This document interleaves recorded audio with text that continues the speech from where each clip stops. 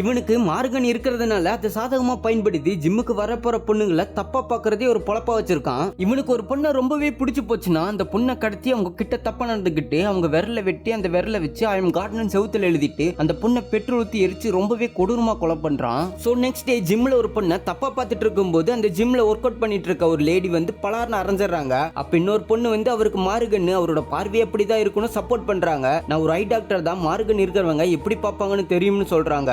So இதுக்கப்புறமா இவனை வேலையை விட்டே தூக்கிடுறாங்க. இவன் பண்ணின கொலைகளை பத்தி நியூஸ் சேனல் சொல்லிட்டு இருக்காங்க. அந்த நியூஸை பத்தி இவன் மெய் மறந்து சிரிச்சிட்டு இருக்கான். அன்னைக்கு நைட் அந்த கண்டக்டரை பள்ளி வாங்கணும்னு அவங்க வீட்டுக்கு போய் அவங்க கிட்ட தப்பா நடந்துகிட்டு அவங்க மேல பெட்ரோல் ஊத்தி கொளுத்தி விட்டுறான். கரெக்டா அந்த நேரம் பார்த்து டாக்டரோட அண்ணன் வந்து காப்பாத்தி ஹாஸ்பிட்டல்ல சேர்த்துறாரு. கண்டக்டர் குணமானதும் அவன் அண்ணன் கிட்ட இதுக்கு காரணம் ஜிம்ல ஒர்க் பண்ண வந்தா அவன் தான் பொண்ணுகளை கடத்தி கொலை பண்ற சைக்கோன்னு சொல்றாங்க.